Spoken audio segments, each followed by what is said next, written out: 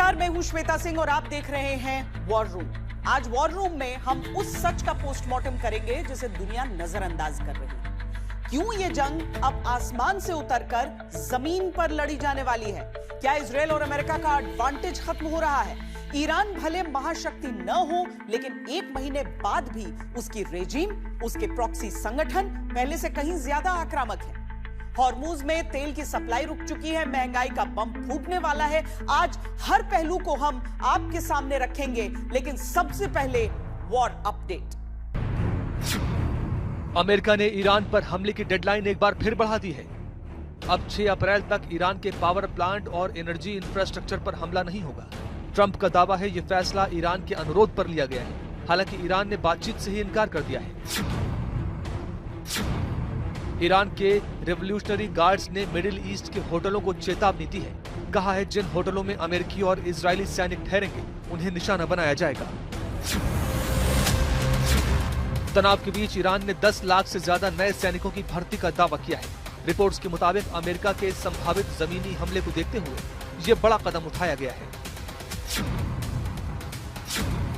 America middle east में अपनी सैन्य ताकत को और बढ़ाने की तैयारी में है। खबर है कि 10,000 अतिरिक्त सैनिकों की तैनाती हो सकती है, जिनमें 82nd एयरबोर्न डिवीजन भी शामिल है। हॉर्मुज स्ट्रेट को सुरक्षित रखने के लिए इंटरनेशनल फोर्स बनाने की तैयारी है। इसमें यूएई के शामिल होने की खबर है, जिसने अमेरिका को अपनी सहमति दे दी। इजरायल ने ईरान की राजधानी तेहरान में बड़ा हवाई हमला किया है। दावा है कि मिसाइल फैक्ट्री को निशाना बनाया गया, जहां खतरनाक हथियार तैयार किए जाते थे।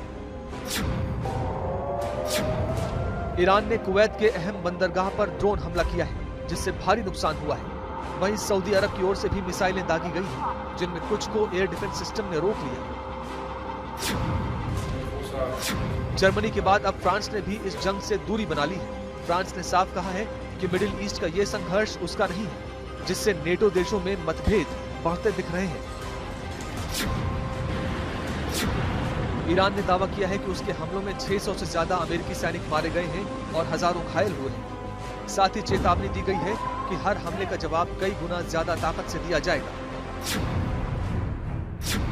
ईरान में सरकार के खिलाफ बोलने वालों पर कार्रवाई तेज हो गई है। फुटबॉलर सरदार आजमून को टीम से बाहर कर दिया गया है और कई पब्लिक फिगर्स की संपत्ति जब्त की गई है। 100 से ज्यादा लोगों की गिरफ्तारी भी हुई है। सरकार इसे देशद्रोह से जोड़ रही है। कुल मिलाकर ईरान में सरकार के खिलाफ आवाज उठाने वालों पर दबाव और कार्रवाई लगातार बढ़ रही है। मिडिल ईस्ट से जो खबरें आ रही हैं वो अब चेतावनी नहीं बल्कि महाविनाश की मुनादी है। वेस्ट एशिया की ये लपटें सिर्फ खाड़ी तक सीमित नहीं है। हिजबुल्लाह के मोर्चा खोलते ही लेबनान का दम घुटने लगा है। दुनिया उस दहलीज पर खड़ी है जहां से वापसी का हर रास्ता हॉर्मुज से भी ज्यादा संकरा है। इजराइल ने अपना फाइनल अल्टीमेटम दे दिया है कि अब समझौता नहीं, केवल संहार होगा। इजरायली सेना जो है वो लेबनान के भीतर घुसकर हिजबुल्लाह के एक एक ठिकाने को मलबे में तब्दील कर रही है। सवाल यह है कि क्या यह सिर्फ अपनी सुरक्षा के लिए बनाया गया एक बफर जोन है या फिर लेबनान की संप्रभुता पर सीधा कब्जा इजराइल का मकसद है? लेबनान की सरकार का इस ग्राउंड इन्वेजन पर क्या रुख है? इजरायली सेना अब सिर्फ आसमान से आग नहीं बरसा रही, बल्कि लेबनान की छाती को चीरते हुए उसके अंदर घुस चुकी है। ये ग्राउंड इन्वेजन है वेस्ट एशिया की जंग का दूसरा चरण, यानी आमने सामने का युद्ध। और युद्ध मेरे हिसाब से तो आगे और भयंकर होने वाला है। अमेरिका शायद इस समय का इस्तेमाल करके अपनी तैयारियां पूरी कर रहे हैं। उनके मरीन तब तक पहुंच जाएंगे, उनके मिसाइल्स डिप्लॉय हो जाएंगे, उनके एयरक्राफ्ट कैरियर जो और हैं वो डिप्लॉय हो जाएंगे। तो अमेरिका दोबारा से, जिसको हम कहते हैं फौज में टैक्टिकल ब्रेक लिया है, इन्होंने वो पॉज लिया है जिसके द्वारा रीग्रुप करके दोबारा तैयारी करके और भारी हमले कर सके, अगर ईरान तब तक नहीं मानता है तो।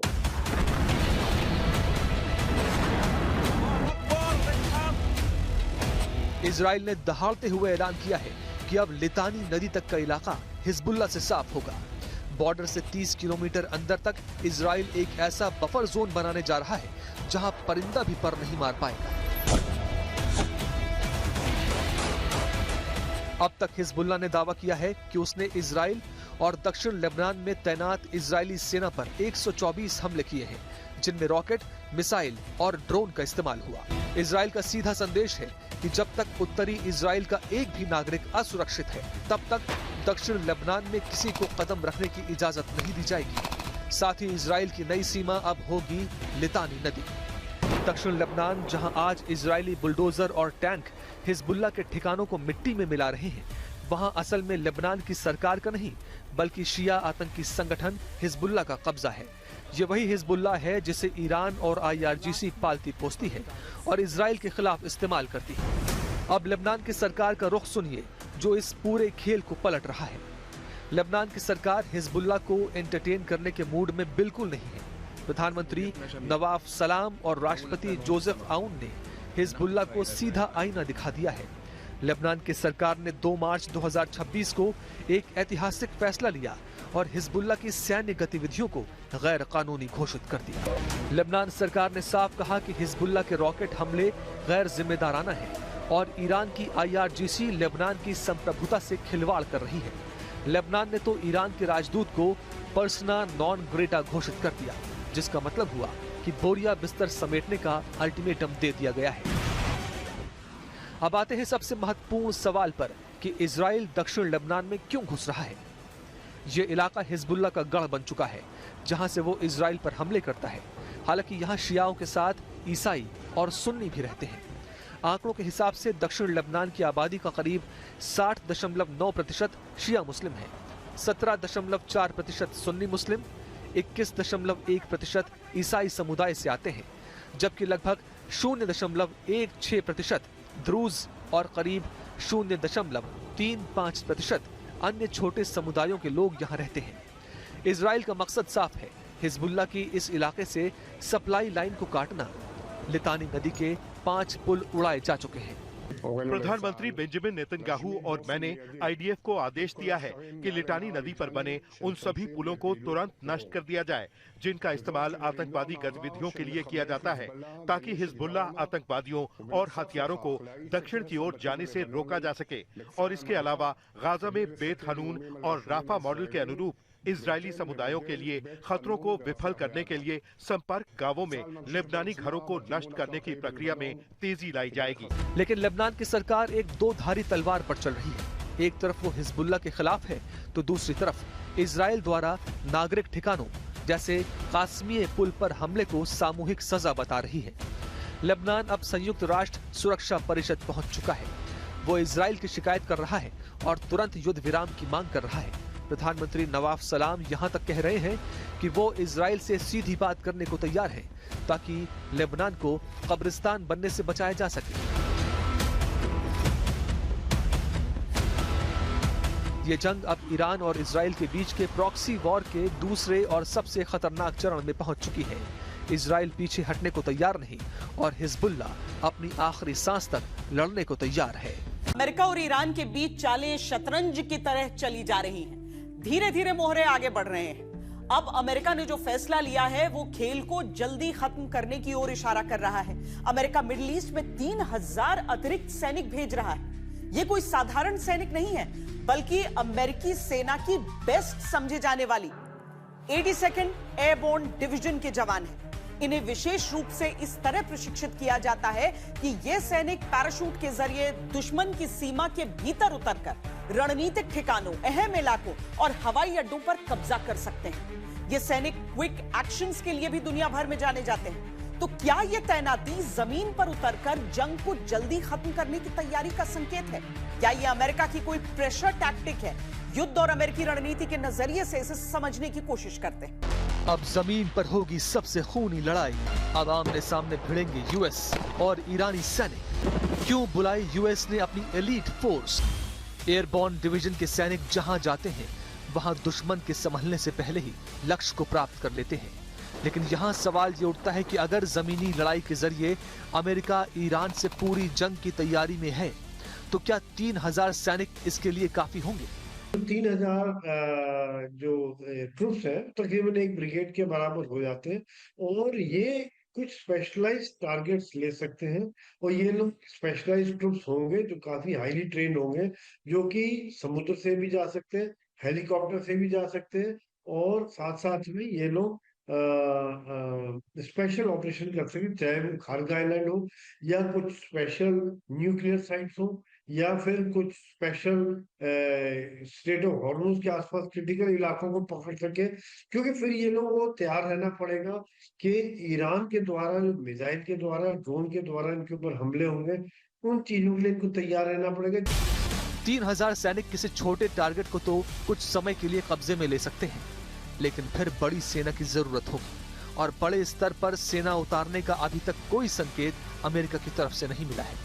फिर यूएस का क्या प्लान हो सकता है? रणनीतिक, आर्थिक या भू राजनीतिक?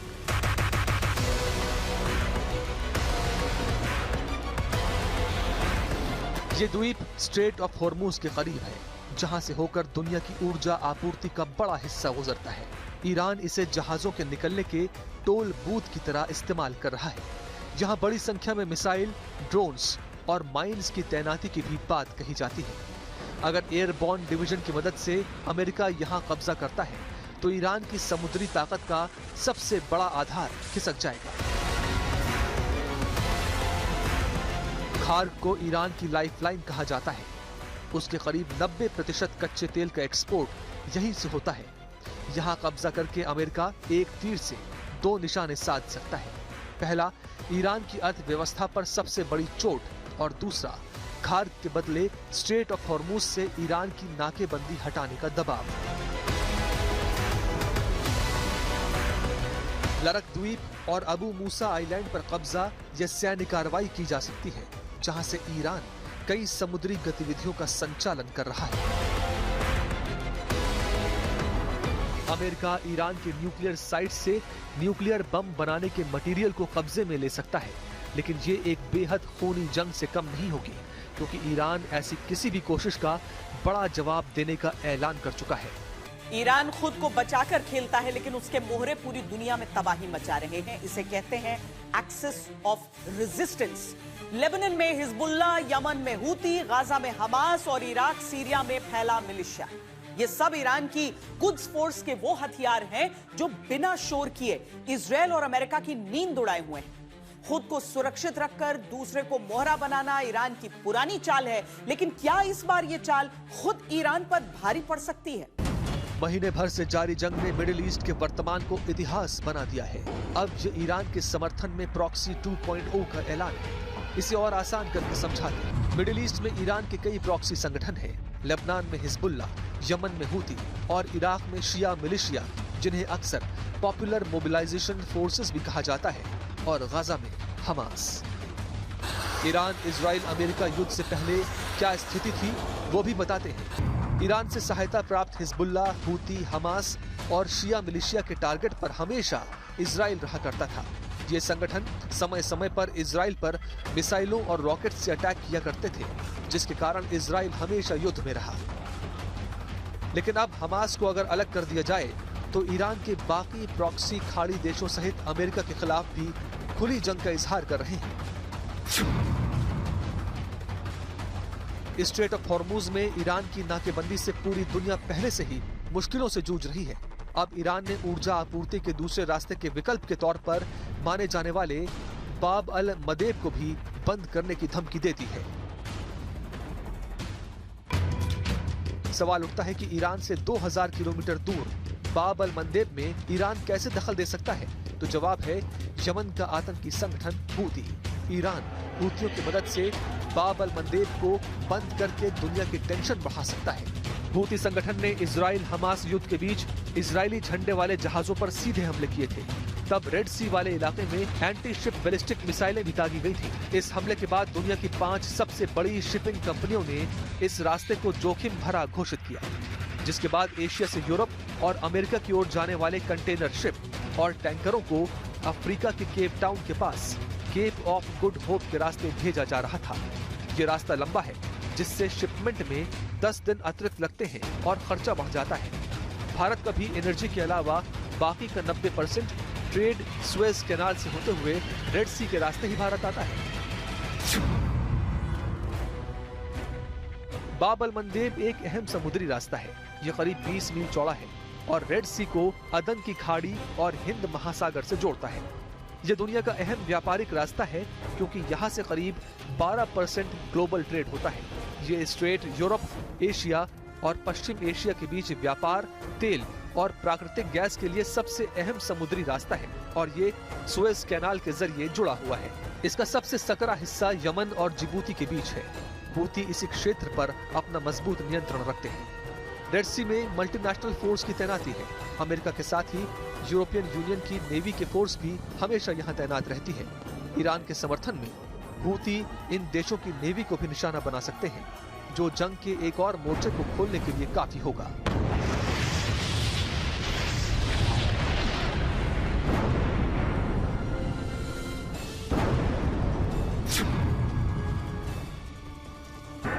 ईरान के समर्थन में इराक के शिया मिलिशिया ने लगातार अमेरिकी बेसों को निशाना बनाया और उन्हें नुकसान पहुंचाया और अब भी अमेरिकी बेसों पर हमले जारी हैं।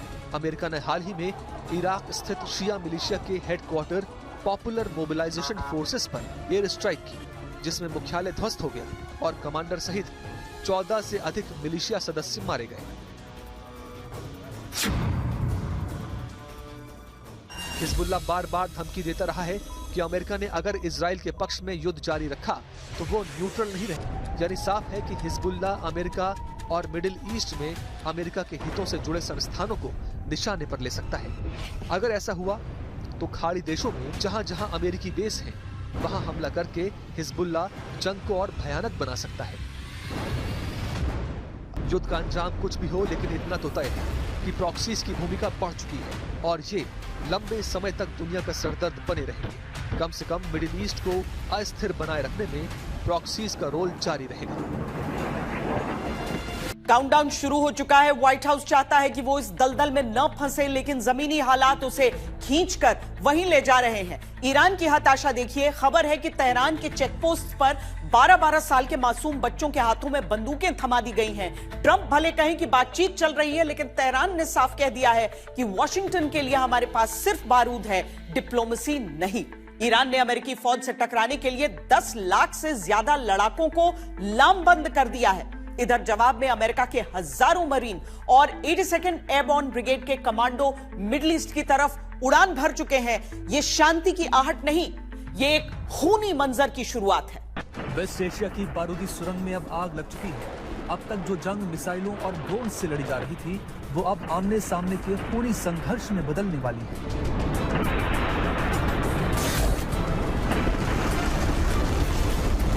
अमेरिका के राष्ट्रपति डोनाल्ड ट्रंप अब सब्र खो चुके हैं। पेंटागन से रिपोर्ट आ रही है कि 10,000 से ज्यादा घातक अमेरिकी सैनिक मिडिल ईस्ट के लिए कूच कर सकते हैं।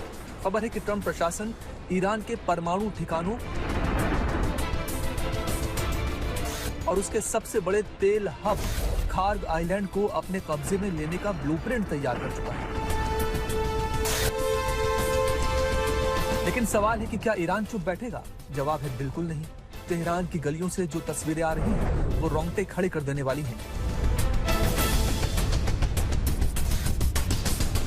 देश भर में युवा भर्ती केंद्रों पर उमड़ रहे हैं। दावा किया जा रहा है कि 1 मिलियन से ज्यादा जमीनी लड़ाके तैयार कर लिए गए।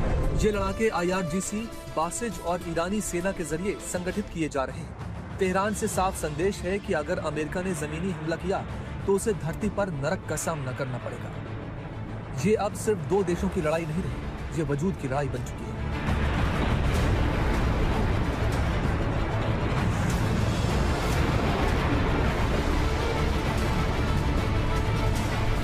एक तरफ अमेरिका की एलीट 82nd एयरबोर्न डिवीजन है। अमेरिकी अधिकारियों ने बताया कि मरीन कोर की एक air ground task force Japan के ओकिनावा से नौसेना के जहाजों पर सवार होकर मध्य पूर्व के लिए रवाना की जाएगी। ईरान पर हमला करने से पहले ही इस टीम ने समुद्र से हमले, तट पर कब्जा और जवाबी कार्रवाई, इन सभी परिस्थितियों को ध्यान में रखकर एक अभ्यास किया था, ताकि किसी भी संभावित संघर्ष में तेजी से और प्रभावी जवाब दिया जा सके। दूसरी तरफ ईरान की कट्टरपंथी IRGC और उसकी सेना है, जिसका दावा है कि वो पिछले 47 सालों से केवल इसी दिन का इंतजार कर रहे हैं।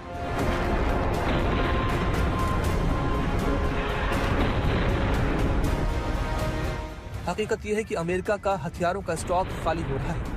अब वॉशिंगटन की रणनीति भी बदलती दिख रही है। जंग को 1 महीने होने को है, तो ये बात भी समझ में आ रही है कि हवाई हमलों से ईरान को पूरी तरह झुकाया नहीं जा सकता। इसलिए युद्ध को दूसरे फेज यानी जमीनी जंग की तरफ ले जाना भी एक विकल्प है। ईरान ने भी अपनी रणनीति पहले से तैयार कर रखी है। बिखरी हुई सैन्य ताकत, मिसाइल और ड्रोन हमलों की क्षमता और हॉर्मूज पर पकड़ यानी सीधी टक्कर में भी जवाब देने की पूरी तैयारी।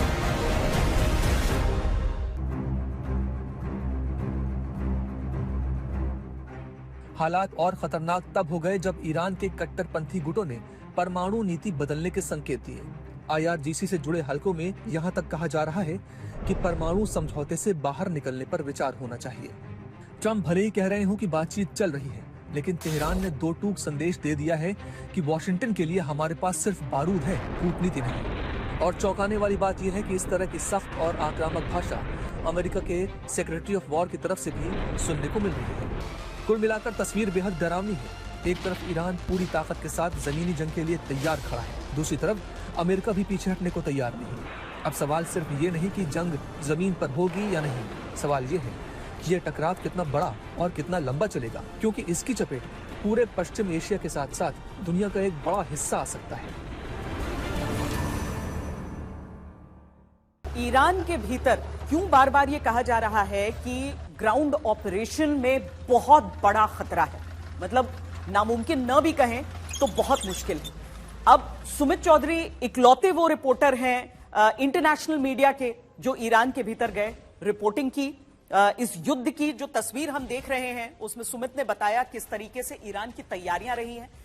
क्यों सुमित कहा जाता है खतरा? क्या आपकी आंखों के सामने आपको वहां की टोपोग्राफी में, वहां के भूगोल में ऐसा दिखा जो एक अटैकिंग देश के लिए कब्रगाह बनेगा? देखिए बिल्कुल, और हम जो तस्वीरें लगातार अपने दर्शकों को दिखा रहे हैं वो समझाने के लिए होता कि ईरान कोई छोटा मुल्क नहीं है। ईरान का आप जब डेमोग्राफी की बात करते हैं, आप उसके लगातार पॉपुलेशन की बात करते हैं, बहुत ज्यादा पॉपुलेशन, बहुत बड़ा एरिया, और अमेरिका को अगर ट्रैवल करना पड़े एक जगह से दूसरी जगह तो तेहरान तक पहुंचने में उनको 14 से 15 घंटे लगेंगे। ग्राउंड फोर्सेस की बात की जाती है तो अभी जो पॉसिबल है, खर्ग आइलैंड की हमने बात की, हमने बताया कि कैसे 50 किलोमीटर है वो बुशेर से, लेकिन बुशेर से भी अगर जाना पड़े या बंदर अब्बास से जाना पड़े तो 14 घंटे का मिनिमम डिस्टेंस लगेगा।